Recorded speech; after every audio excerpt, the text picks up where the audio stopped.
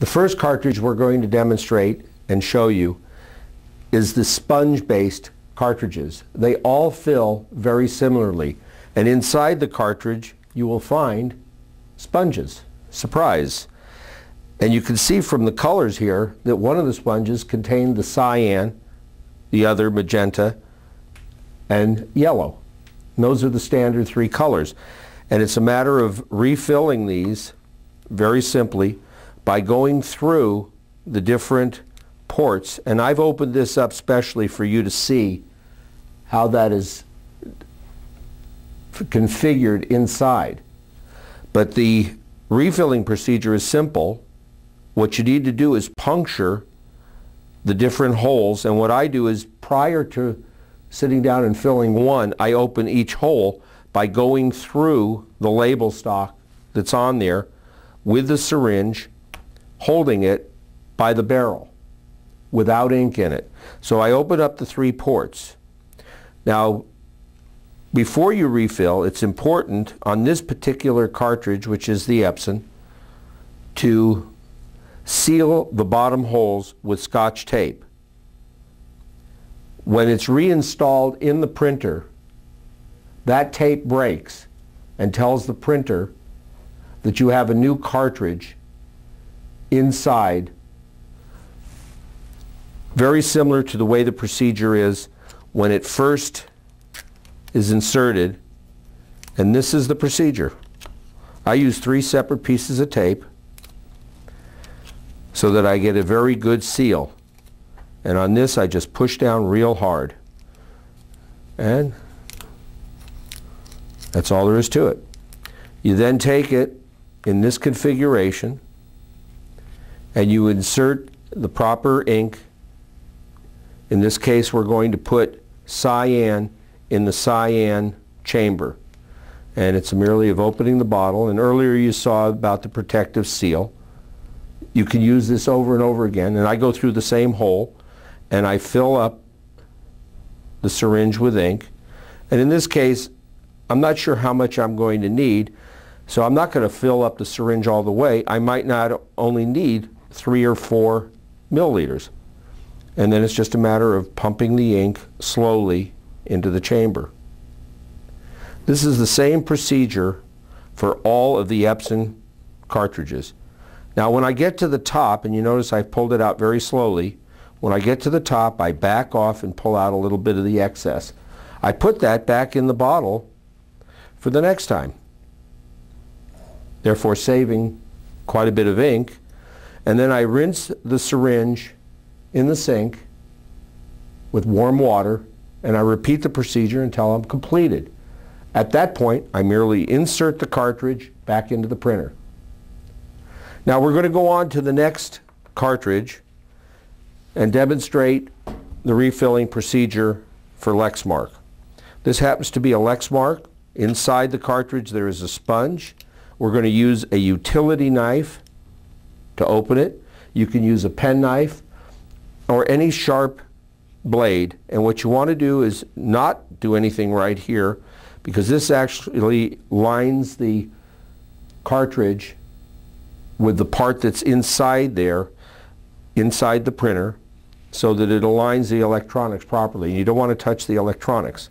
What you do is you go around the perimeter with your utility knife, and being very careful not to cut yourself, and you don't put your fingers on the electronics or on the print head.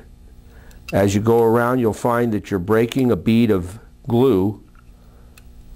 And we got to just finish up this side here.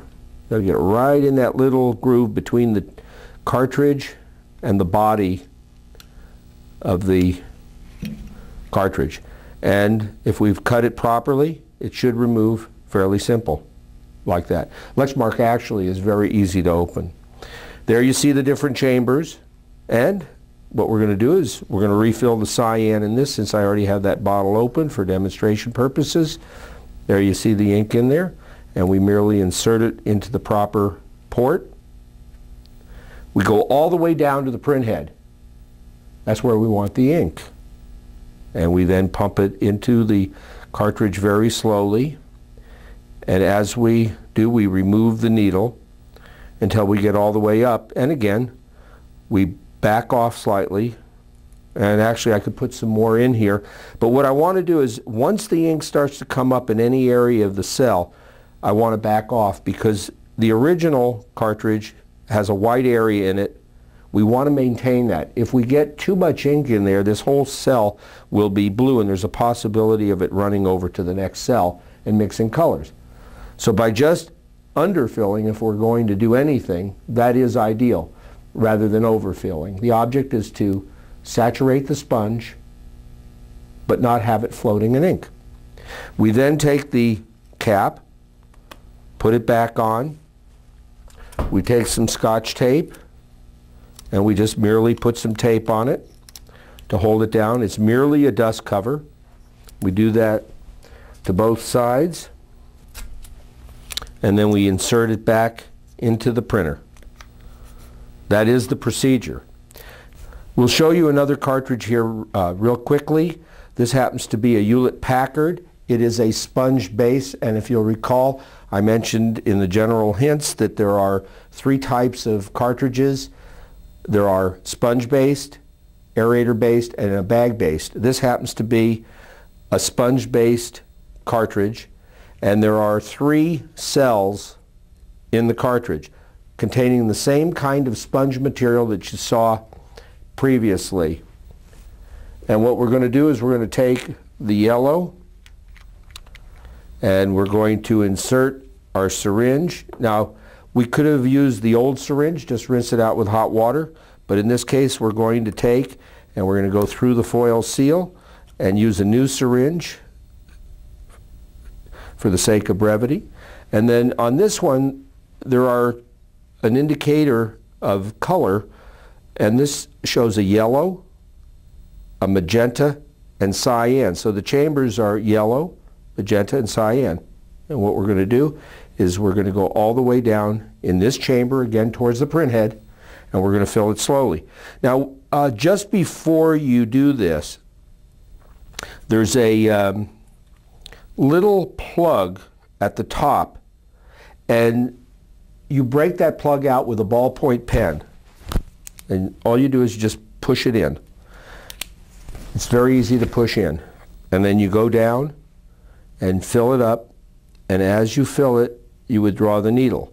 When you get to the top again, you back off, pull out any excess ink that's at the top, put that back into your ink bottle for the next time, and that's all there is to it. You repeat the procedure until all the chambers are full. You then reinsert the cartridge, and you're off and running.